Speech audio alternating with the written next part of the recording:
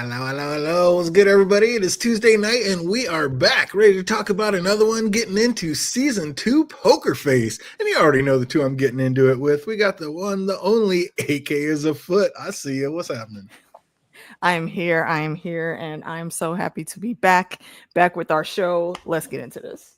Oh, we getting into it with the one, the only, holy butt munch. What's happening, Phantom D Saint? How we doing, man? Yo, every time they said that in the episode, I was dying. Cannot wait to talk about these two episodes. Way too much. We about to get into it. Poker Face Season 2, Episode 1, The Game is Afoot. And we open with the age-old plot of an asshole, mean rich parent that holds wealth and future fortune over their children, but this evil mother was extra special. I mean, how are you going to talk down to the one child that stayed by your side and helped you through your final days? You're going to repay him by saying you're giving everything to someone else? Like, that girl should have walked right up then and there and just left the, like, immobile harpy, like, to fend for herself. Like, what do you do in that situation, AK? Yeah. I've always said if I had any type of random superpower, I would not be a great person. And in this situation here, even without the power, ma'am, no, I mean, first of all, shout out to Jasmine Guy because she's still bae. But ma'am, you're trash. You are absolute trash. And I'm surprised it took her this long to kill you. Well, technically she didn't kill her, she just let her die. But still, I said technical. It could be stretched both ways. But I'm surprised she didn't catch like a pillow to the face long before this point. They should have just jumped her. Oh, it was four of them. They should have ganged up on her. I'm surprised because it seemed like she was like on the verge of dying eventually within a month or two. And the moment I heard that, and obviously there was like no one else in that place, I would have took the pillow and just killed right then and there. Like pretty much none of the daughters really liked her. If she would have did that at the very beginning before the lawyer got there, it wouldn't have been no issue. Everybody would have just came in. They're all the heirs. Get that shit done, and there's no issue. She was still the main one. What's up, John? I see you out there. Yeah, up to that point, she thought she was getting everything, just like all the other. Fair enough. Everything. Because they already did the will thing before, so after that, I would have been killed. Yeah, she changed it. Right. That's right. Yeah, because they did have that one before. It was supposed to go to all of them. I forgot about that. Exactly. And how I don't understand, like, I don't know. That woman's lucky Amber didn't march straight upstairs right then and pull the plug on her right then and there, like you said. I know I'd have been up there talking about, I know you didn't just cut me out the will. Like, hell no. Immediately. And you can't run either. You can't even roll out of bed correctly. You're done. But the whole thing seems kind of ridiculous. Like this whole time I just kept thinking, like, couldn't those girls, like you said, 4-on-1, couldn't they just all four sue their mother for their own royalty rights? Like, what happened with that? Depends on what was in the contracts, because you got to remember at the age they were, she was in charge. Kids can't sign contracts. So technically all of that was on mostly for her to control. Right. So if the contracts are ironclad, then once they hit 18, but they were done doing the show before that. Yeah, and at one point I thought that she was the one that was that kid star, because seeing how it was like, seemed like it was like her place, and I thought it was like her fortune. Then it was revealed like, no, it was actually the kids that was actually the star. Mm-hmm. That was brutal. So the lawyer tells Amber that her mother is leaving the entire fortune to one Felicity Price, and Amber wants to know immediately who the fuck is Felicity Price. Then it's weird how it's revealed later on that like she really had like no connection to the kid. So it's like, why on earth would she just like give it to them? Like, to her, excuse me. It's weird. To spite her daughters. Yeah. Well, because she knew that was the one, like she said, or like what fake Amber said. I grew up without a mother's love. Maybe she was feeling guilty, like that was the one daughter she let go, so she was gonna. And hey, I have 5 kids, and we get one of them away. Like that was weird. Yeah. I don't know, and exactly, yeah. Why did you give that one away? That's weird. I actually would have liked a little bit more backstory on that. I'm guessing that's the one that most identified or got along the best with Pops, so she went with Pops. I mean, I would guess. But how though? Like they haven't like grew up enough to like not remember. Oh yeah, we have a. That's what I'm saying. This had to been from babies. Yeah, that's how I took it. Like from babies, like right after birth. Yeah, they had to maybe he just stole one and ran. Unless when she divorced her husband, maybe like the husband had to get like one of the kids or something. I don't know. Or just when they were super young babies, he's like, he just picked one. Like, I'm taking one, you can have the rest, and she didn't fight it, and the other ones never knew they had. That's the only way I could see it working out, because otherwise he would have been able to get some of those checks too. So honestly, I'm a positive that they weren't even married. They had the kids, but they need to be married for that. Hey, what's up, Sarah? Welcome. What's going on, Sarah? I don't know. There's something. I figure there's had to be a way for those girls to get their money or get back at their money. Like, that's just crazy. And also, for just a small thought on the lawyer, sir, you're fired. That actually, if she wanted to do things the legal way, she should have just went to his boss and say, hey, he just broke the confidentiality agreement, and I feel like that all that paperwork needs to be null and void now. The dude wasn't a good actor and Only Murders in the Building, and he ain't a good lawyer in this one. I forgot that was him. Oh my god! A stunt agent, a stunt devil, and a writer, and now a lawyer. He ain't good. Absolutely. Hey, man, makes that was him. Got more jobs than Charlie. So that's two alumni from Only Murders now. Yeah. Oh, they're bringing it. They need to cross over.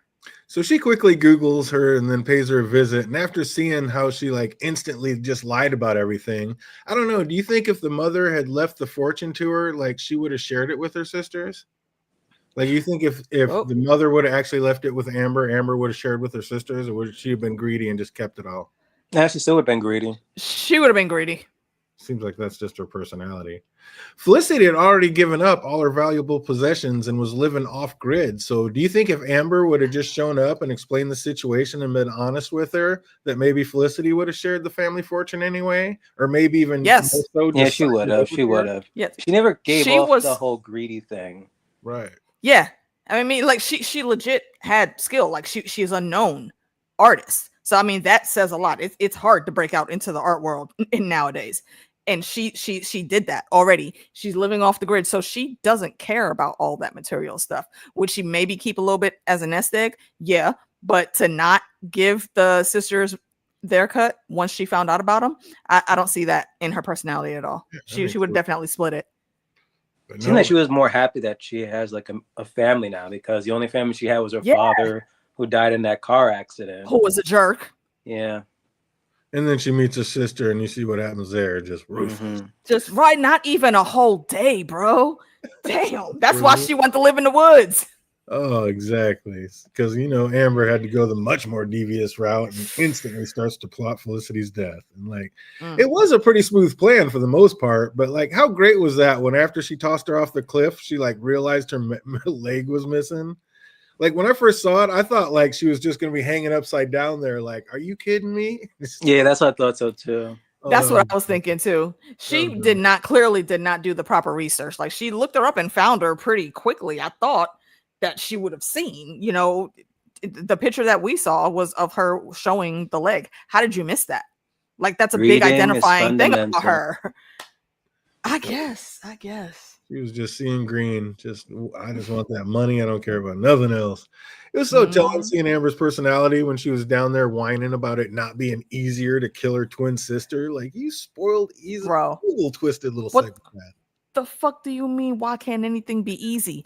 Did you see that all of the rest of your sisters have jobs? Oh, man. What the fuck do you mean? Incredible. Then we finally see the star of the show as Charlie has gotten herself a parking lot attendant job. And it didn't last long after the stormtroopers show up and find her. I mean, are you kidding me with these two? It is ridiculous. But then she finds work as a mummy actor, and they find her there too, showing that Charlie truly is still living her life on the run. And lucky for her, the dipsticks hunting her are just morons that couldn't hit the ocean from the beach. They literally make stormtroopers look like sharpshooters. Who are these two? I don't know, but they were not good at all. Shit. You gotta go to the shooting range. Floating from job to job is how Charlie ran into Delia, and she soon realizes that she's a childhood star from a TV show she used to watch. So they become fast friends, and when Delia gets word that her mother has passed, Charlie didn't hesitate to give up her job and give her a ride. So I don't know. Do you think Charlie was more like, hey, this girl might be walking into millions, screw this little $5 an hour job? Or was she just truly being nice right there? That should be a nice. Think so? Agreed. I think she was absolutely very nice. And there may have been an ulterior motive, but it wasn't about the money. It was someplace else that she could go. That's it. I think that's it. When they arrive, Charlie is starstruck, looking at all the trophies and memorabilia, and it's also quite obvious that none of the daughters are grieving over this mother that seemingly robbed everything, like robbed them of all their royalties. I still don't understand how that would happen. Like, how would they not combine and get a lawyer of their own to fight? I mean, once they're 18, there's just no way that this would have went down, I don't think. I think it speaks to the grip of control that she had on them. For at least for the ones that got away from her, they I think just took that as a loss because they didn't want to have to deal with the headache anymore. It was more healthier for them to just leave and make their own way, do their own thing, and not have to deal with even trying to go through the system, because it still would have taken a long time to get all that shit cleared up. Time and money, which pretty much the daughters didn't which have, they didn't have, yeah. And she had all the money for all of the fancy lawyers.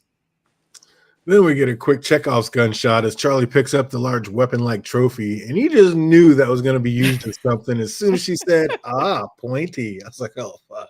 I did not thought that was going to happen, honestly. I thought the hand. Anything Charlie touches, anything she touches is going to come back by the end of the episode. That just seems so obvious to me. I thought, yeah, that's going through somebody's skull or something. I was like, there's definitely going to be used, though. Oh, the DJ twin gets the fake text from Amber saying she's ending it all, and then they all rush to the bluff to see their dead sister at the bottom. Little do they know it's not the sister they think. And a scale out of 1 to 10, like, how good was Amber's murder plan to think it up that fast and on the fly, okay? It was all right, but I still would have questioned the setup.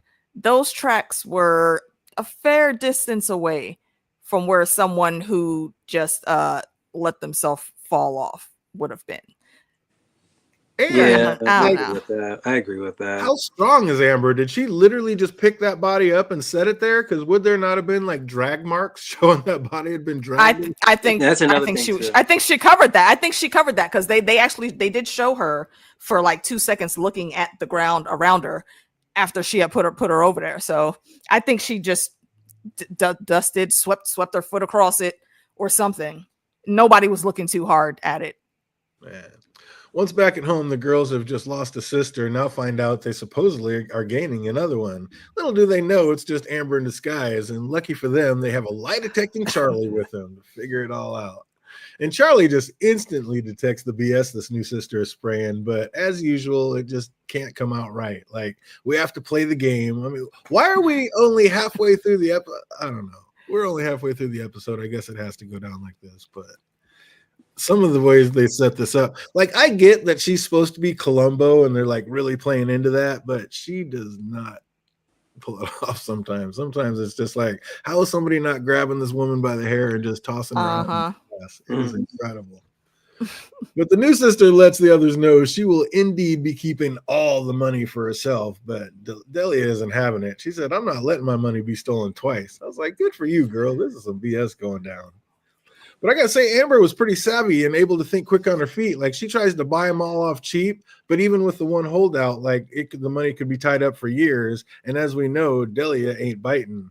So for Amber to like dress up as her and play it off like her sister had changed her mind and just storm in and storm out, like, I thought that was pretty slick until you started thinking of the details. Yeah, like when she put on the beanie, it's like, wait a minute, some of the hair. But I'm like, oh, obviously, because you had to create like the Felicity haircut, but like no one noticed that. Like, why you have your hair tucked in all of a sudden? Because before you didn't have your hair tucked in. So it's not. I don't even think it's about the beanie. We heard her, and Charlie also heard her say, "I'm hoping we can convince Amber to just share a little bit with us."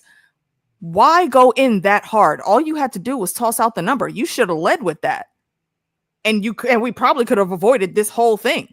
Delia didn't go there expecting to get like an exact huge equal share. She was just a little bit. Help me buy this orchard from my boss, which she wanted, and then we can go. And there was more than enough. Like their mom was a billionaire. There was more than enough. Yeah. She could have did that. Had she led with that, we could have avoided this whole situation. Yeah, it could have been. But you think that if she said like, "Oh, I'll buy you the orchard," it'll been good? Yeah, actually. Because remember that conversation. Delia was not going there to get the bag.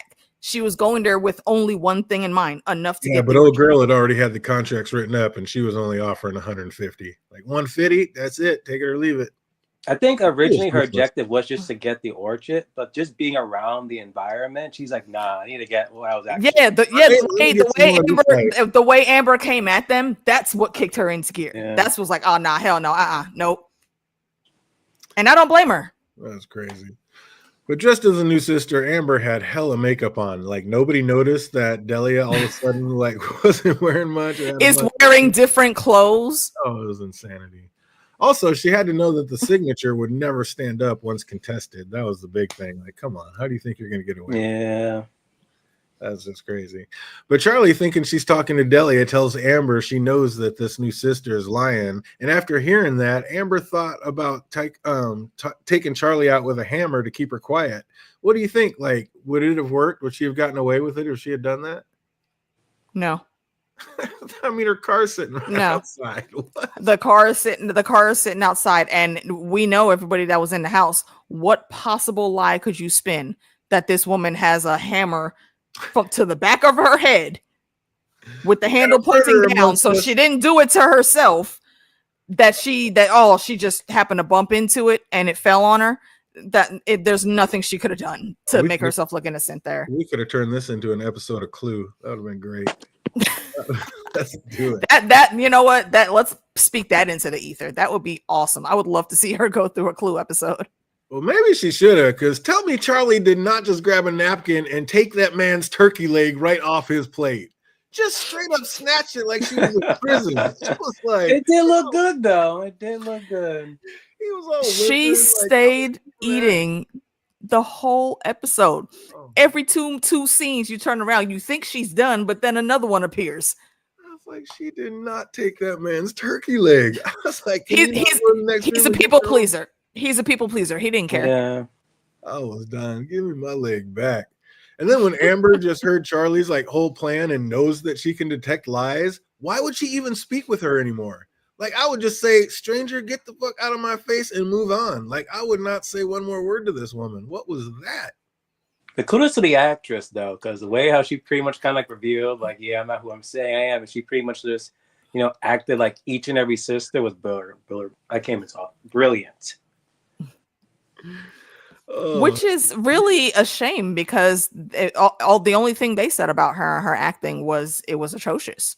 Oh, terrible. That was probably the only time her acting was good the lie detector. Because there was other points in the episode I'm like, yeah, you're terrible. And you know what? and that again is why that actress is the bomb, because yes, she played all of these characters like super. What was that show that Tatiana Maslany was in? Black Orchid or something or other. But she basically played like 9 different clones of herself, and that's the same thing this actress is doing here. She did it splendidly. Amber. It was awful. It was unbelievable. Finally, after giving the best performance of her life, again being that quick thinker, she gets Charlie to back off a little bit, and then finally smartens up and tells her to leave, which what she should have done right off the hop. Like, I don't know why you got this far with this woman. Get this stranger out your house. But Charlie goes to tell Delia she was wrong about the sister being an imposter, but then realized that she was played again. But of course, Charlie can't even let that go. Like nothing, she can't let anything go after a horrible sung verse of Footloose by the cops. She's finally able to figure out that Amber is the one playing the imposter. I was just like, how she tied this all together was a leap. But I don't know. Yeah. It was the foot long. It was the foot long sandwich. I mean, she even had to say, at least they stopped for a minute and said, like, it means, okay, wait, what does it mean? Because it was ridiculous how they were about to tie all that together real quick. Yeah. If for some random reason, just some stupid offshoot character would have walked by and it was Sir Firefly, that would have been like the best meta thing to happen on the show, since we're dealing with an episode with foots. She said that show you're talking about is Orphan Black. Orphan Black, yes, that's it. Thank you. Yeah, I've seen a few of those. That's pretty tight.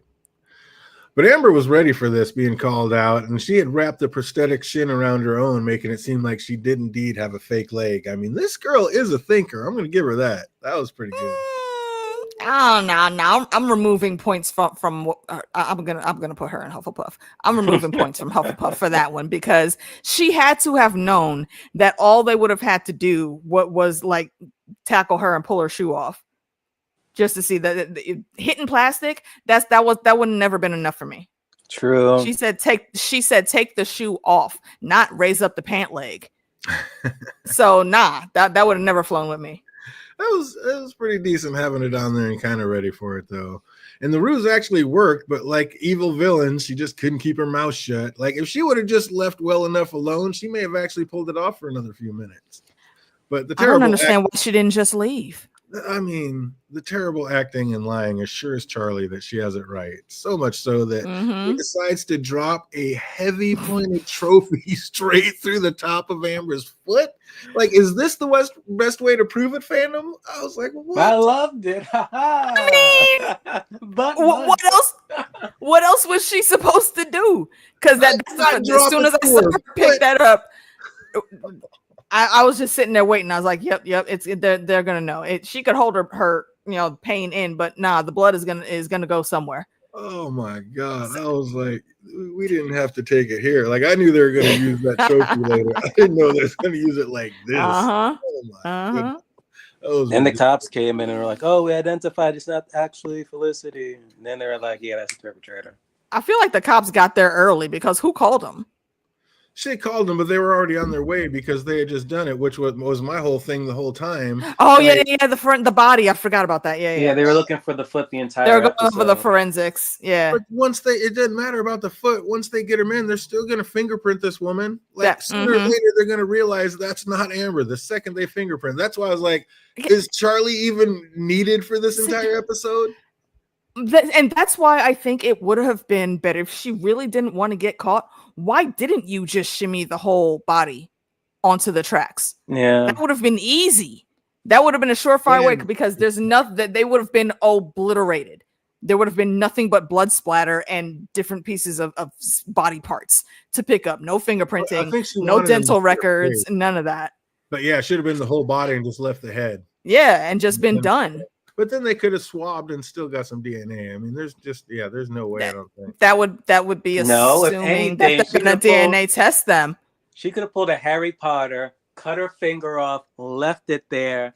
Boom. No, because there's no way. The only way that would have worked. He could use the finger in Harry Potter. She would not have been able to do that here. It would have had to have been her whole foot, and she wasn't going to do that. Guilty or not, didn't Charlie just catch a case with that move, dropping that trophy through that woman's foot? Who gonna test her? Her. Who gonna test her? The woman with a hole through their foot. She was guilty. She's guilty either way. She's still going to jail. That's not going to change anything. But so is Charlie. You sharing a cell with me. You did not just drop a trophy through my foot. Are you kidding me? That's ridiculous. Oh. But finally, some reality creeps in when the cops show up saying they identified the body and it wasn't Amber. So basically, this whole episode, like I was saying, was a complete waste of time to even have Charlie involved because it only took the police actually doing their job to figure out who the real victim was. Within the episode, it wasn't no drawn out forensic lab tests or nothing. Unbelievable. So at least now that with the two sisters down, the other three will have all the money that they never had before. So they'll have all the money they need.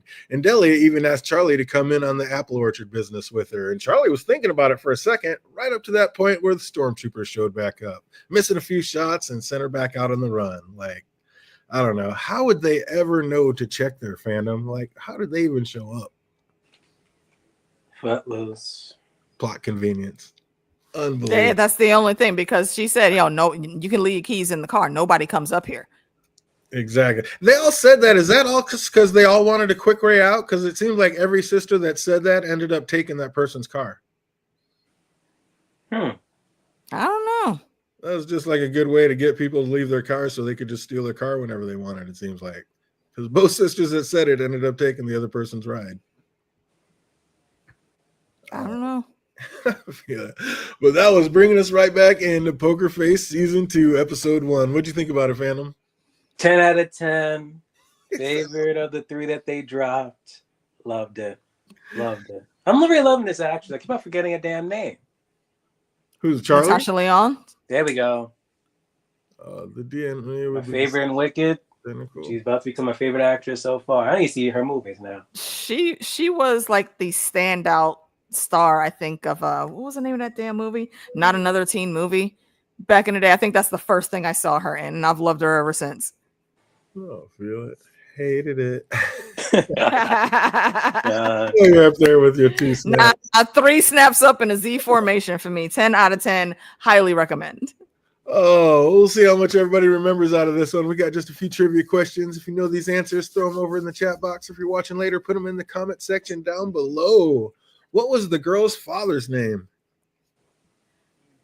That's a good question. Yeah, Was it Benny? Ooh, what's that? He said, "Don't you?" It's something with. Is it actually Benny or is it something with a B? 100% Benny. All Correct. right. Good on you.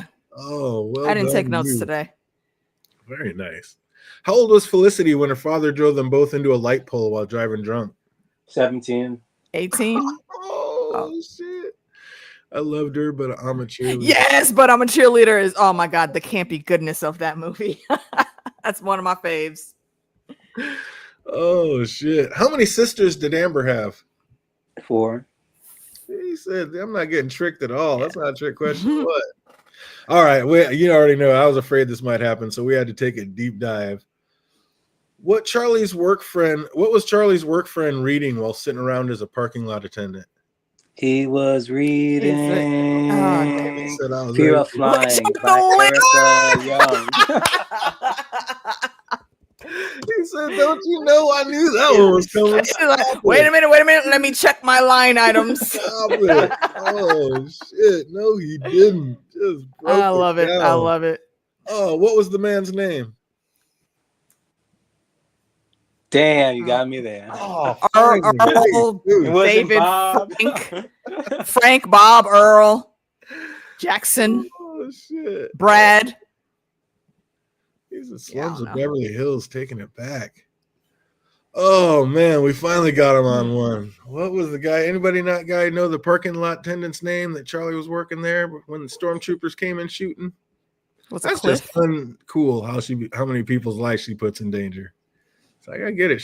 That's technically not her fault. Hey, don't be sitting so close to me, man. You know you got bullets coming. Sit your ass across the way. Shit. That's her job, though. It's literally to be right there at that booth. Dang. Where is she supposed to go? On the other side. Shit. You don't need to be right next to me. On the other side, the bullets go through things, DJ. That wouldn't have mattered. Hey, give me a better chance. Oh, shit. What was the name of the show that the girls were on when they were younger? Kid Cop or something. Kid something.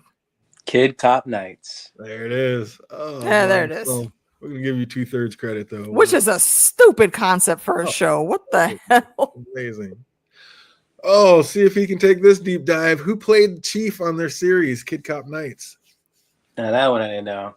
I had to keep pausing and played pausing, the Chief? I'm just like, fuck this. Damn it, I knew I should have kept I knew I should have kept the freaking episode up. I've been able to scroll through and look real quick. I don't remember. Oh, we had to take some deep dives. There you know you was paying attention if you know who played the Chief on the series Kid Cop Nights. What was the girl's mother's name? Norma. Norma, that's it. Norma, indeed. And what award did the girls win 5 years in a row? Like best intergenerational kiss? That's what it or was something for, like that? which was just sad. That's what they won it for. Do you know the name of the award? I don't remember. I want to say something like Kid's Choice, but I don't remember what it was. It was the Latvian Critic Award for Best Intergenerational Kiss. Intergenerational, yeah. They won it 5 times in a row. Sad. That's so disgusting. You know what that is? Intergeneration. Like, what was that? Them kissing like older men? Yes. Or having to kiss old men? Yeah. That's what I thought. Yeah. That's why Charlie apologized. Like that's fucking gross. It's so sad, messed up. That must be a real thing. I'm glad they put that in there. Then that's disgusting. Ugh. Oh, one more deep dive out the door, and before we get on to episode 2, in what state did this episode happen? That was in California? No, it was in Vermont, right? Ooh, I thought you were ready to rock it. Nope, that's not it. Anybody out there know what state did this episode happen in? Well, that's where freaking Felicity is. I thought they were in Cali. Other side of the nation. I'll give you that hint. Okay, so It could not be any farther away. Connecticut, Rhode Island, Getting way closer. Maine, or New York, or Jersey. No, it wasn't New York. You are in. Yeah. New York isn't necessarily right because I'm trying to think of like all the freaking tri-state area that's over there. Getting closer, John. What's left? Massachusetts is in Massachusetts over there. Massachusetts, Pennsylvania, Maine, Rhode Island, Vermont, Philly. Yeah, okay. The map is not full. Anybody watching later, you still got a chance. Go ahead and put that in the comment section down below. Vermont is standing out in my brain. I don't know why.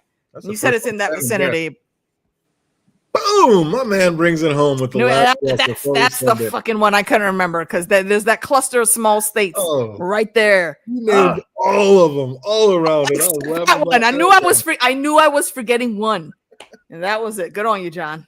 Oh, John said, "Wait a minute, let me look at a map." Mm-hmm. I didn't feel like Googling today. Mm-hmm. Oh, that's too good. Well done, you. Well, you already know that is episode 1, so we got to take it on to episode 2. Here, where you at?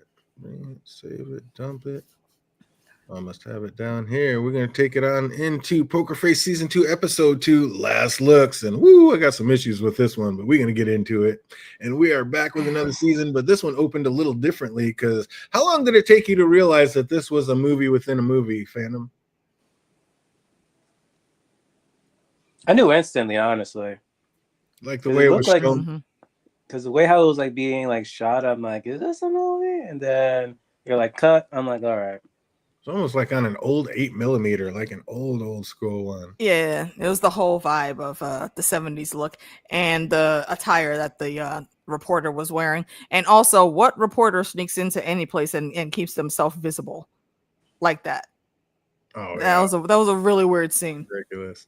Like there's a movie being shot inside a funeral home, and right away it seems like it was the wife's idea. She is loving the excitement and something new, whereas the husband seemed pretty annoyed with the whole thing. And I gotta say, it did put a smile on my face as soon as I saw the husband was our guy Giancarlo. Like, let's go. I mean, is there anything he's not amazing in? I was waiting for it to pop off as soon as I saw his name and then Katie Holmes. I said, oh. And that's one thing I love about this show now because it flew in under the radar, I think, for season 1. And now we have like the creme de la creme of cameos coming in this season. I can't wait to see who else is on the roster. Happens once you win an Emmy.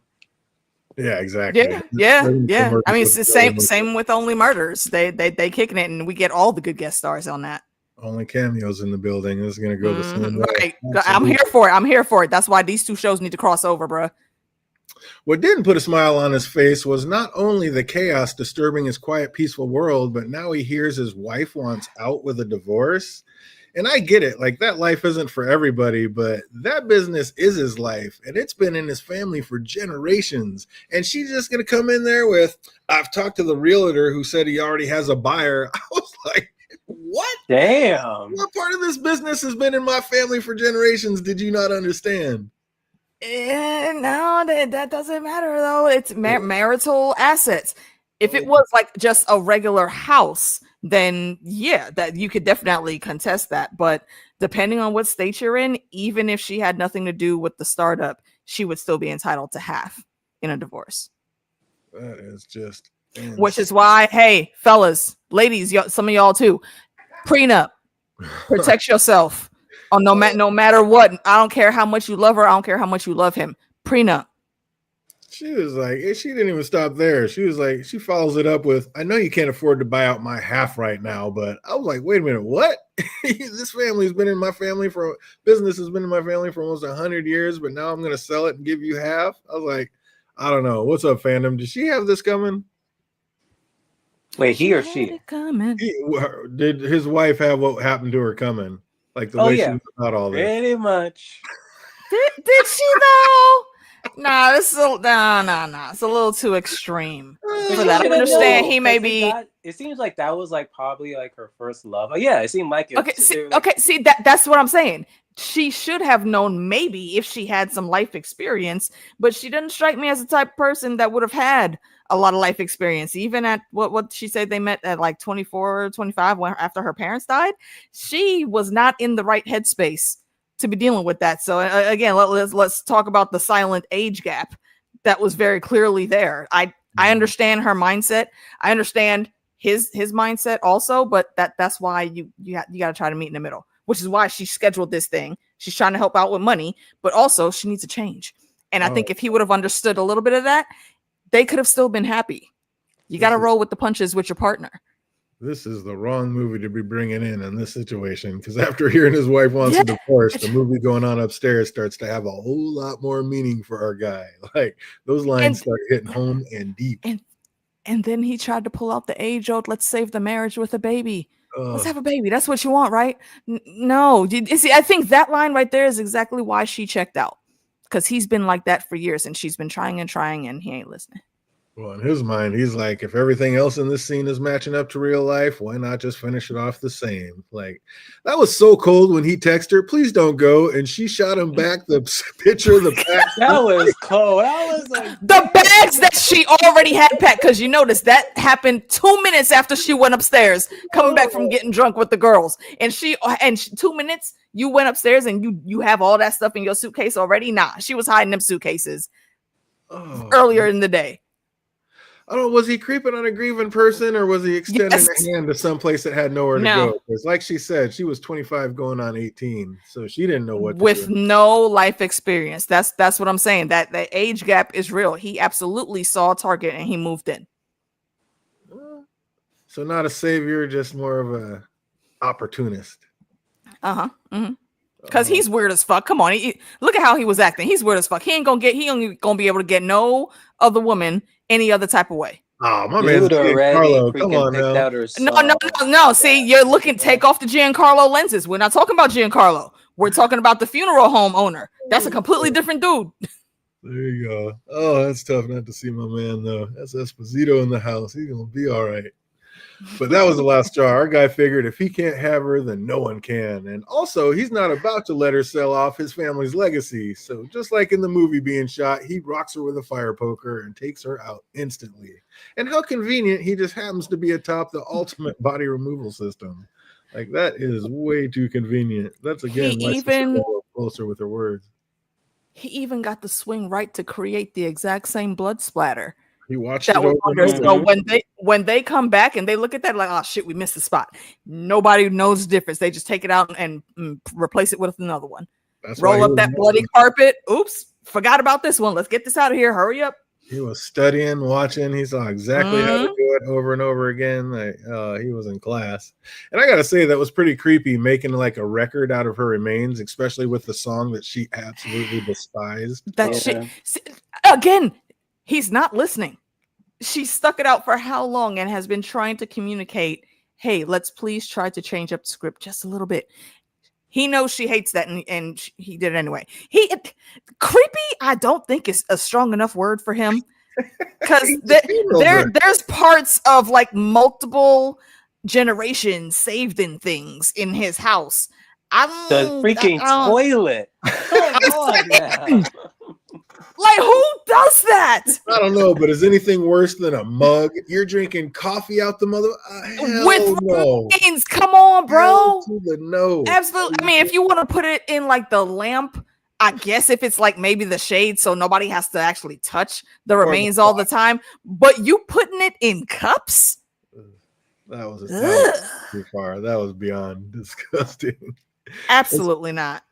Speaking of despise, like, what the hell was that conversation Charlie was having with herself, but like talking to a kid who could give two shits about what she was saying?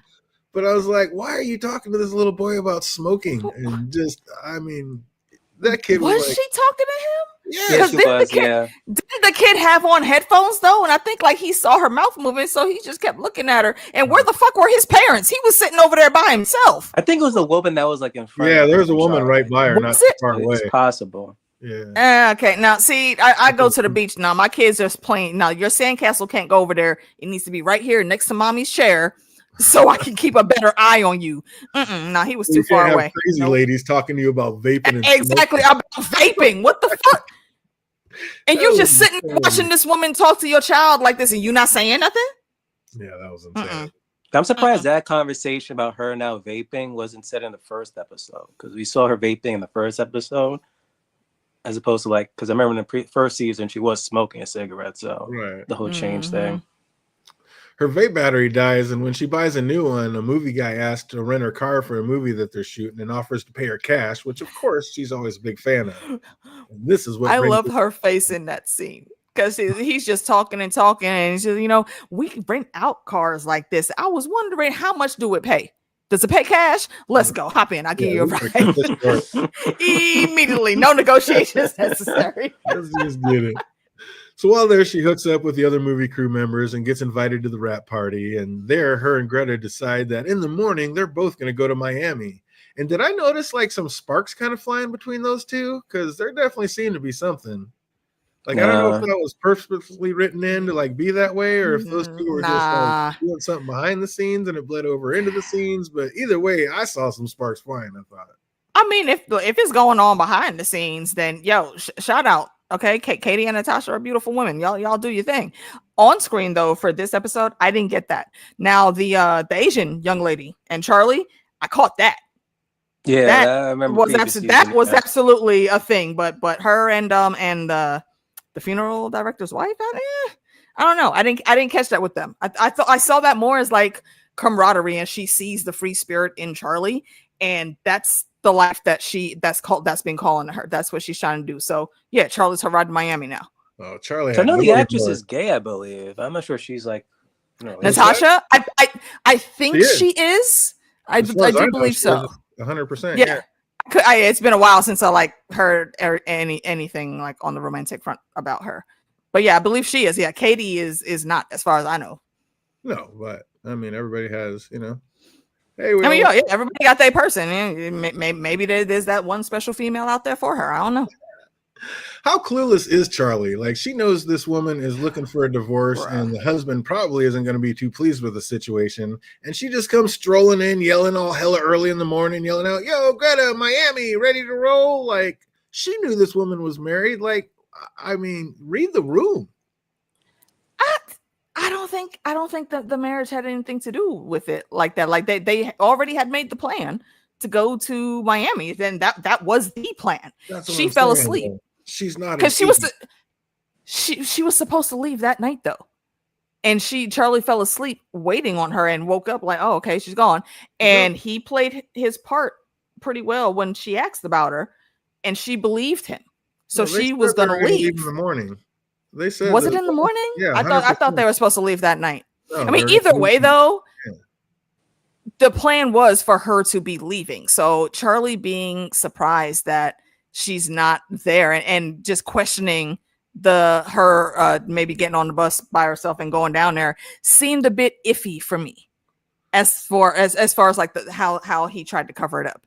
Whether you're going, I don't know why she questioned it. You know she's married. You know the husband probably isn't going to be pleased in it, and you're just going to come bopping in first thing in the morning. Yo, you ready to roll? Like, what do you? You're lucky he didn't come in. I don't know. Does that not seem crazy to you, Phantom? For the husband side, yeah, because it was just like done. Like she made up her decision, back the next morning. But it was interesting though, because in the fire, it seemed like she was trying seem like, hey, maybe you're acting too rash. Maybe what the husband does is kind of cool, but didn't help. I'm just like, even so, I mean, yeah, you may No, have plans you okay. guys are going, but don't be coming in screaming first thing in the morning. Yo, you ready to roll to Miami? Let's go. Like, whoa, she might not even told the husband yet. Like, she might have been waiting until now, and you're just gonna come in screaming for, I don't know. That I just seems mean, crazy to me. to what end though? Because as far as she knows, the plan is to leave, regardless of what he thinks. She's coming and looking for her homie because they had made plans. Her being married, Katie Holman and Giancarlo, them being married doesn't really take a factor there because they all knew that, and they knew that she had decided to leave. Mm. Doesn't look he's gonna be happy about it. I would not have come in screaming. Well, he don't have to be. He don't have to be happy about it. But she's still just looking for her girl to comply with the plans they made. I don't think she meant any harm towards him. I think she did. That's my whole point. I think she knows exactly what's up. She didn't care, and she's like, "Ha, I'm gonna put this in your face," coming in screaming first thing in the morning about taking your wife with me to Miami because she's leaving you. Like, what? Nah, like, no I sensible, no definitely nothing, didn't just get that being loud and vibe. obnoxious. Like, she's not a nut. She's extremely intelligent. Of course she knew. I was like, are you kidding me? She was doing that shit on purpose. And again, I don't see how she's made it this far, honestly, because she puts herself in some just dumb situations, I feel. But even if Greta wasn't dead, like, I'd have been like, can you keep it down? Like, it is first thing in the morning. What are you thinking coming in screaming like that? And when she ran into hubby, who tells her his wife left with the crew in the morning, she walked out the door saying, well, I guess that's it. But did anybody think that was going to be it? I mean, with this woman, of course not. No, absolutely not. Because she's going to go digging, I am confused, though, as to why she kept digging, because he told the lie successfully in telling the half truths of it all. And she should have just left. I really don't understand why she stayed. Because she saw him put a record on and dance to a song. Like, if that's the song that he liked, even though he knew that she hated the song, of course he would put that on. If he would play it. Exactly. So that's what I'm saying. The leaps and bounds that were done in that frame, I absolutely agree. It doesn't make sense that she would come to that conclusion that something was wrong just because of that record. Like, she said she was going to leave. Maybe she decided and changed her mind at the last minute to leave without you. But then they couldn't stop there, though. Because the next thing is where it really blew off the rails, and I just flew off the handle. Like, it reminded me why I almost ended up hate watching some of these episodes last season. The discount Scooby-Doo investigations, bro. Oh, look, I get it. It's totally riffing on the Columbo, like I said, and like his last thing. But people always, like, that was the thing with Columbo. He was like, one last thing, and people always wanted him to leave. And right when he thought he was going to leave, he'd always come back with that. Oh, one last thing, and they're kind of trying to lean into it with her. And one more thing. The way she does it is just ultra annoying to me. Like, when she butted in when he was sitting there talking to a grieving family and just starts asking questions she had already been told the answer to. Like, I want to jump through my screen. Like that. I agree. I wholeheartedly agree with you on that one. Like, ma'am, but hey. Girl, look, I love you, but I'm working. This is the equivalent of your family calling you on your cell when they know you at the office. I'm working. Don't call me. Talk to me later. Stand over there and wait. You see me handling clients, right? Unbelievable. Like, absolutely if I was there with grieving my dead family and some ditz comes in talking, asking her own selfish questions, it would have been game over. Like, would have called over some female cousins and been like, get this moron out of my, like, just grab my hair and open the door with her face. Because I don't know how, like, they were crying and he's sitting there trying to comfort them, talking about their dead relative, and she just comes in talking about her oh my God, I about lost it. I was like, what is happening right here? Like, the nerve of this woman. Like, yeah, that, I don't know, that was above and beyond. And I get it, it's kind of supposed to be annoying, but that annoying, is it? But you intruding on this man's work, like, you're giving him an active reason to really be negative towards you now, and not even anything to do with him. Exactly. They paid to be here. This is their funeral. They are grieving a dead loved one, and you're gonna come in with your BS. Like, you can take a number, come back later. Like, what are you doing here? Like you said, pick up the phone, call the cousins. Hey, top flight security cousins of the world, we have a situation. Yeah, like, that was insanity to me. I was losing it. I did love how Oh, the family was like instantly like, wait, your wife is missing. I can round up a posse, and everyone just started like getting up. I'm like, what the hell? That must be they're already really right now. emotional. And instantly, you're Well, no, to round up a you- posse. on that note, though, I do really appreciate that couple, and I think it speaks to the things that happened off screen previously that we didn't see. Everybody actually fucks with this woman. She's an absolute sweetheart, and no matter who comes through those doors, they vibe with her. So the second they hear, "Oh, she missing that sweet thing," nah, let's round up the posse right now, ride or die. Where the fuck our girl at? Yep. I appreciated that little bit. And exactly, Sarah. They're already emotional, feeling some kind of way. Already got put off, and they came to it and never had been told it had been put off. Like, and again, that speaks to her character because she's the one that fumbled the bag on that. But still, they hear she might be in trouble, and they're willing to get up and go right there. You know, put their grief aside immediately to go find this woman. or it might have been their grief that did it. They're already feeling emotional in some kind of way, and they want to channel that. Why lose someone else? Yeah, you're right. Let's go do it for this. Like, we're gonna make it happen for this. So that was just crazy. But yeah, Charlie butting in at that point in time was insanity to me. The aloofness is off the charts, even more in this season. Like I was telling these two, I like accidentally watched this episode first, thinking that this was episode 1, and was quick with the like, oh my god, not this again. Like, do not let her be this annoying all season. But then after I watched episode 3, thinking that was episode 2, I was like, all right, this one's not so bad. And then I watched episode 1, and it's like, that was really good. So I was like, okay, here we go. Like, if she just does it here and there, like, I get it. Once again, they're trying to lean into the whole Columbo thing, but they got to find their space. But she literally already said the husband was telling the truth when she said she was leaving with the crew. So why is she so hellbent on going back and investigating the house? That's what I was saying. That's what I meant earlier. She had every reason to think that, okay, she gone. She decided not to take a ride with me. She took a ride with them. Okay, or maybe she just went off on her own. Whatever. You have no reason to sit here in this man's face and disrupt his business and life anymore. Right? And yet, without hesitation. But you're still here. So they go back there and it's literally breaking and entering as she's talking about, I'll go look downstairs. Like, do you have a warrant? I mean, are you kidding me? Like, who did you not learn your lesson when you went sneaking in all them few times in season 1 and you damn near died in one of them? You literally woke up in the hospital. What the hell is wrong with you? Oh my god! And also, she needs to start carrying a gun, because why do you have gangsters and killers after you and you don't take anything to defend yourself? Oh my god! You gotta love the acting from her guy though. When he sent that fake text, then broke down crying like an infant in front of Charlie just to bring it home. Like, his mistake was not booting her ass out the house right then and there. Like, as soon as we just got a text from her. Get out now, right there, and that's all you have to do. No. Because even after that, she still stayed. He fumbled the bag even worse. The thing that really, really clued her in was the phone ringing in the desk. You sent the text. They couldn't track the date on the incoming text. Mute that phone. Turn all of the sound off. No vibration, nothing. Right. Had that phone not been ringing, that would have been her exit right there. Had she not been there after he said that and he just kicked her ass out instantly, she would have never been there to hear the ring. Now I know why she keeps staying. Because that morning she hears the song that he's playing, and that's the song that he picked for her death. Yeah, no, we said that earlier. Okay. No, DJ had brought that up earlier. That still doesn't make sense.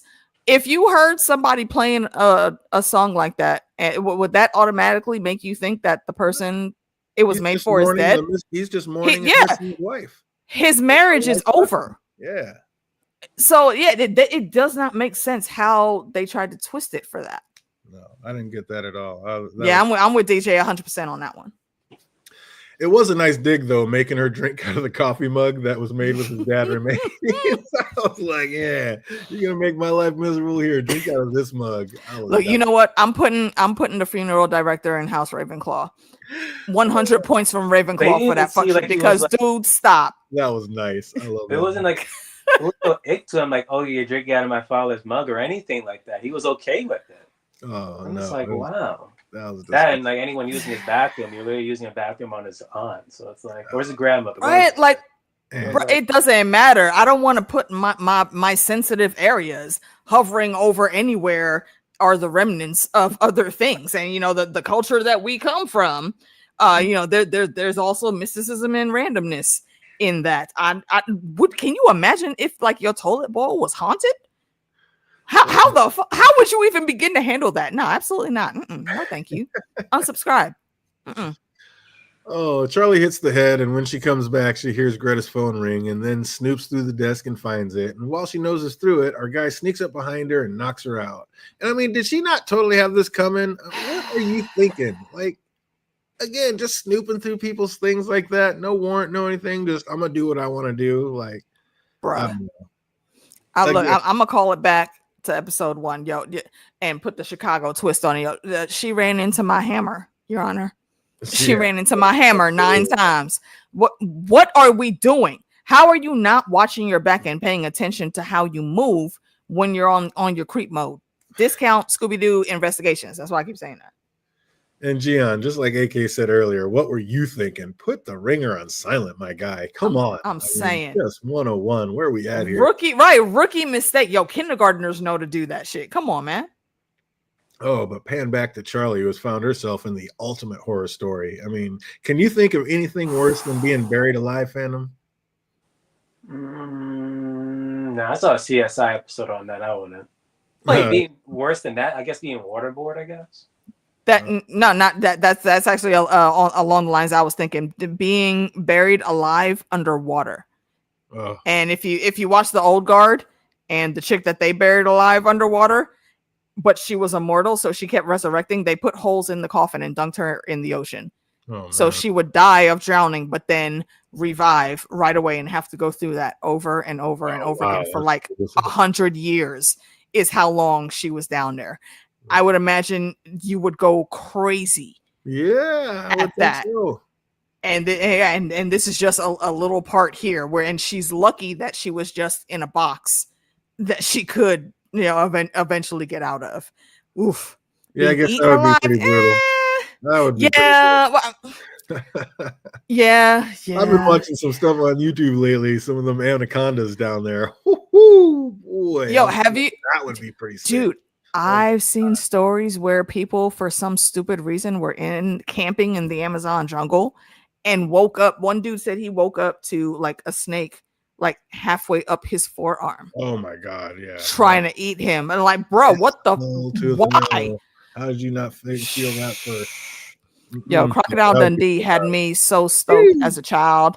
Thought I was gonna go to the outback and hang out with all the Aborigines, and then I got older and found out what lives in the outback as far as insects and animals go in Australia, and absolutely not. Have you seen the size of their spiders? No. Not happening. No. Nope. I'm a city boy. Oh, well, miraculously, she wiggles her way out and then throws her battery-powered vape into the furnace, and it blows, which sets the whole place ablaze. And she makes it out, but our man figures he has nothing left to live for and just sits down behind his desk and goes up with the house. That might be the second worst way to die. Going up in flames. Oh my God. Yeah, because you're gonna feel that for quite some time. Like that's why like 3rd and 4th degree burns are a thing. And I've seen like with my own eyes what that shit looks like when they wheel someone into the ER that's been in a house fire, and it's not pretty. No, that would put that on my probably number 2 fear of being trapped in a fire and being that hurt. Those have to be the 2 worst ways to go, I think. Eating is right there though. I'll give you that, John. That's up there. Yeah, I'll put that at number 3. I think my first would be drowning.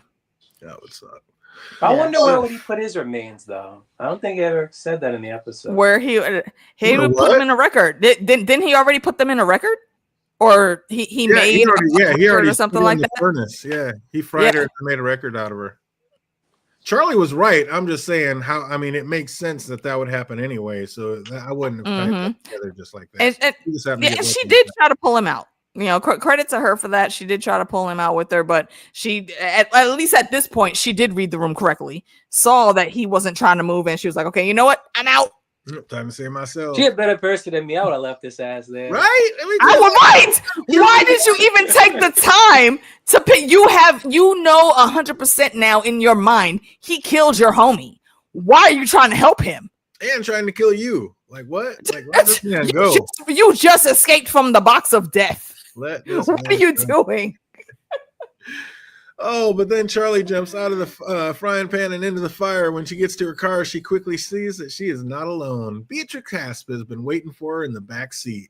And while putting a gun to her Charlie's head, she reminds her that they have some unfinished business. Oh, and you already know the only older lady that I would say for our generation that has done like all of the things in movie and TV roles that parallels Rhea Perlman's character here is Our Lady Shorey. That was on was she on The Expanse and in Penguin? She played Sal's wife. Oh, that's her. The lady with the voice that she comes in and does cool roles like this. And now to see Rhea Perlman here, because I know we heard her. Did they show her last season? Yeah. Did they? Why? Mm-hmm. I don't remember that. Oh, absolutely. Head of the five family. She's the one that told Charlie, like, there's nowhere you can run. Like, we'll find you. Yeah. And I remember that scene. I don't remember it being Rhea Perlman. Oh, but anyway, shout out to her. We just hear her voice. Another one of those. We just don't see. Yeah. Okay, that's what it was. I didn't recognize the voice when we heard it last season, but when I saw her come up in the back seat, I said, "Oh shit!" Again, another epic cameo. I think they showed her. I think they did show her at the family at the head of, and she was at the head of the table of the five families. Mm-hmm, yeah, I do. Yeah, and I remember that meeting. I just don't remember the faces. Yeah. So that was pretty sick. Can't wait to see where it goes from there. And of course, full disclosure, I've already seen episode 3 because I thought I was watching episode 2. So same. I gotta go back. I think we all saw it. Absolutely. If it comes out on Thursdays, I guess I don't know what time that it drops, so probably won't have episode 4 done by this Thursday. So this Thursday we'll just be doing episode 3 and then come back on Tuesday with episode 4 and keep it moving. Cool. So we already know that's going to do it for this episode. We got just a few trivia questions. See what anybody remembers. See if Fandom can do as great on this one as he did the last one. That was such a bore. I was trying to keep myself awake. I'm like, what am I watching here? Right? It was a great first episode. What's going on? And then the last freaking scene, I'm like, okay, looks like it's getting good here. There we go. Bring it back.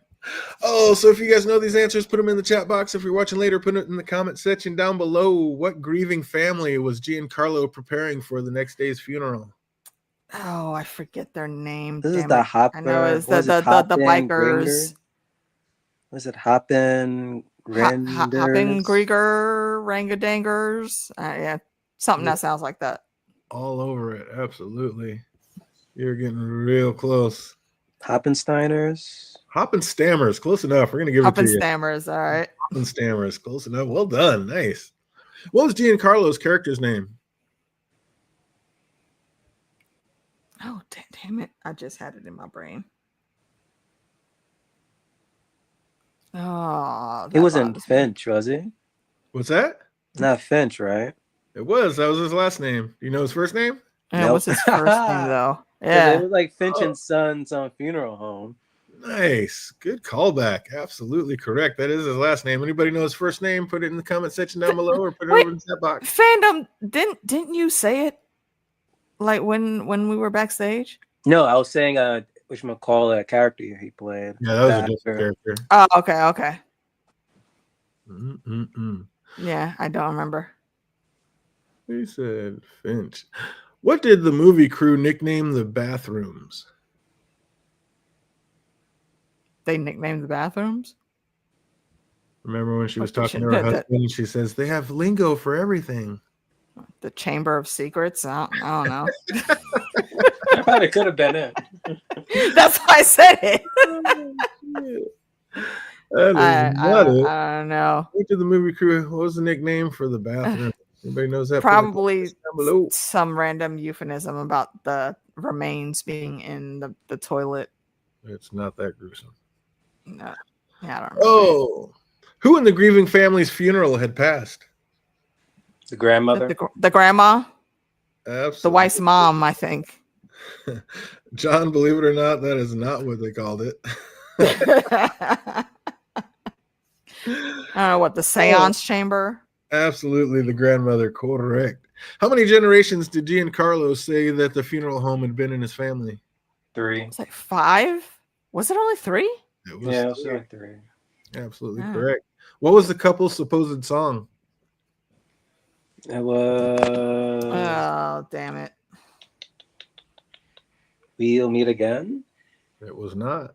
Sleepwalk. No. There you go. Yeah. Sleepwalk. She hated it. He loved it. He wanted it to be their song. She couldn't stand it. Ring And My she Bell. couldn't stand it. That's That the was song Ring she My loved. Bell. Absolutely. And like, why wouldn't you use that? If you actually want to show her that you care, why wouldn't you use something she The same loved? The reason he man was wouldn't never take able to her ring the bell. dancing and none of that Come on, stuff. He was bruh. not romantic whatsoever. No, No. exactly. That's what I'm saying. You can't do that, man. He wasn't doing it. Never rung her bell once in how many years of marriage? That's Look, brutal. look, I okay. was like, damn. That's brutal. I cracked up so much when she said that line though, because we know what that euphemism is for. Oh man. Like, bro, how you not doing that, bro? Terrible. See, I almost called Giancarlo out on that, but no, that wasn't Giancarlo. That was a character. That was Fred. Had to remember that real quick. Oh, who was the song Sleepwalk by? Oh, that's a good question. I want to say it was a soul group, but I could be mistaken. Ring-a-ling-a-ling. Anybody know who the song Sleepwalk was by? Put that one in the chat box or throw it in the comment section down below. What flavor vape did Charlie use? Oh, something fucking fruity. Damn it. Like, I want to say something with dragon fruit, but that's not it. Something with watermelon, maybe? I forget. I knew it when I heard her say it. I all I could think of was like syrupy, sugary, sweet. Yes, that. I don't everybody- remember what the exact name was though. Everybody out there remember what flavor vape Charlie used? John says fruit punch. Is that right? Yeah, that's Or not watermelon brings it sugar home. high? No, it wasn't that. I don't think it was that specific. watermelon sugar high. Wait, what is Richie Valens? What is that? Was that his name? Whose name was that supposed to be? John? Oh, Richie Valens. I don't know. John said Richie Valens in the Richie chat. Valens. That's La Bamba. Look, when did that damn movie come out? Like the early 80s, late 70s? And people will still know that reference. Absolutely. Oh, that was a great Dude, one. we had some of the best shit coming out in the 80s, bro. But Sarah brought it home. It was actually Techno Cotton Candy. Absolutely. Techno cotton correct. candy. There you go. Yep, sugary sweet. Correct. Where did Well Charlie done, say guys. she may even run for sheriff? She may run for sheriff. Where did Charlie say she may even run for sheriff?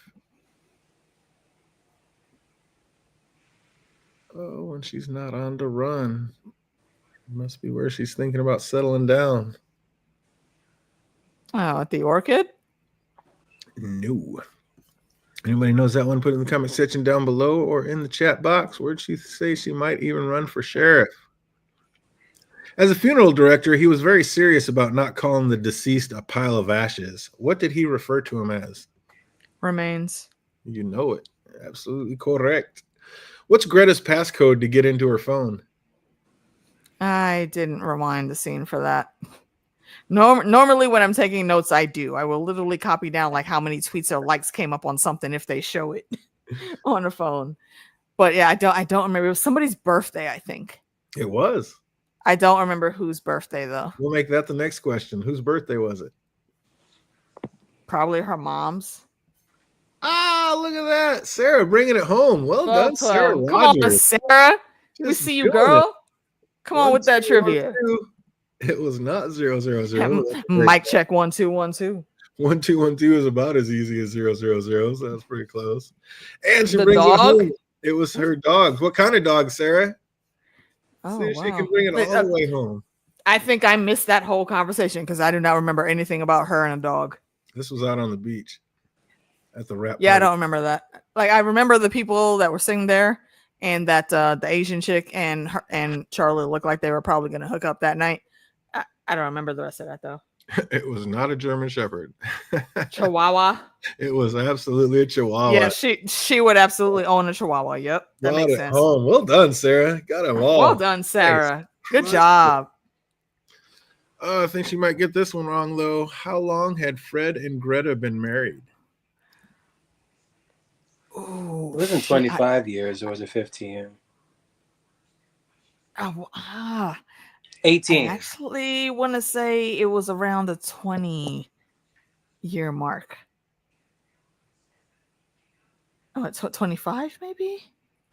Sarah guesses. I know she was 20. She was 25 when they started. And I was in the 70s. 15. Fandom So- says 25, and No, I'm going 18. I'm going 18. You're going 18. What's your final answer? I'm going with the 20. 20 is absolutely correct. Boom, baby. What was she meant by 25 going on 18?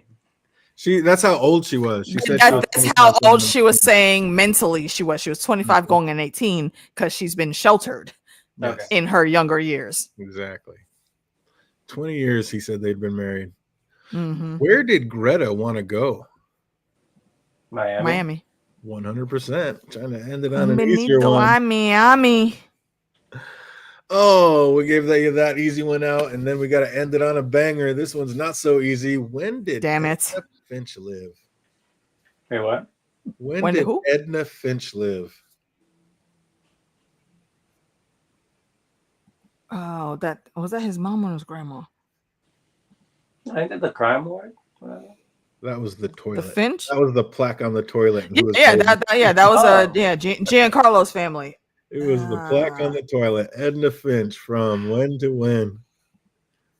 Yeah, I don't remember those dates. Ended on a deep dive. Nobody was supposed to get Yeah, that one. normally when I take notes, I write down those things, which is why DJ stopped asking us about like songs and license plate numbers and store signs. I wrote down someone's license plate for episode 1. I paused and I'm like, okay, we need to write this See, down just that's in what I'm case. saying. You gotta remember the patterns because he knows all of the shit we'll look for, and he throws us off our game every once in a while.